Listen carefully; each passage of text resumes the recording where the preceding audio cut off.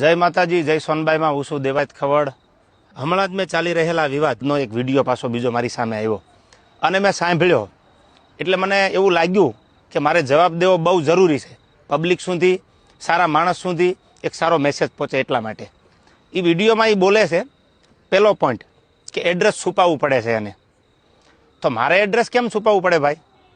મારી તો અપડેટ હોય કે મારો ગઈકાલે આ કાર્યક્રમ છે, છતાંય તારે એડ્રેસ જોતું જ હોય તો ઇસ્કોન આંબલી રોડ ઉપર મારી ઓફિસ છે, આ મારું એડ્રેસ, ઓકે। બીજી વાત, પ્રશ્ન બીજો કે 200 લોકોને સાથે લઈને ફરે છે। 200 લોકો એટલે એક ગાડીમાં 4નું 5નું સીટિંગ હોય, તો 200 લોકોમાં કેટલી ગાડીઓ કમસે કમ મારે જોવે? આપ પણ જાણો છો।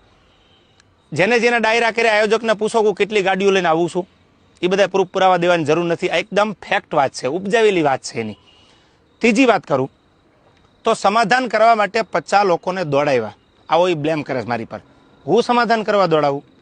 તું એવડી મોટી કોઈ તોપ નથી તો હું સમાધાન કરવા માટે 50 લોકોને દોડતા? ઓથેન્ટિક પુરાવો કે તે જ્યારે આ બનાવ બન્યો 2 વર્ષ પહેલા સોનબાઈ માના મંદિરે જ્યારે સમાધાન કરવાનું હતું ત્યારે પ્રવીણદાન ગઢવી એટલે કે મોગલ સેનાના પ્રમુખ, મને ફોન આવ્યો પેલો દીપકભાઈ કાઠીનો અમદાવાદ કે પ્રવીણદાનને કામ છે, પ્રવીણદાનને કોન્ફરન્સમાં લીધા અને મને પ્રવીણદાને કીધું કે કોઈ પણ રીતે આ મામલો પતાવવાનો છે, તમે પ્લીઝ।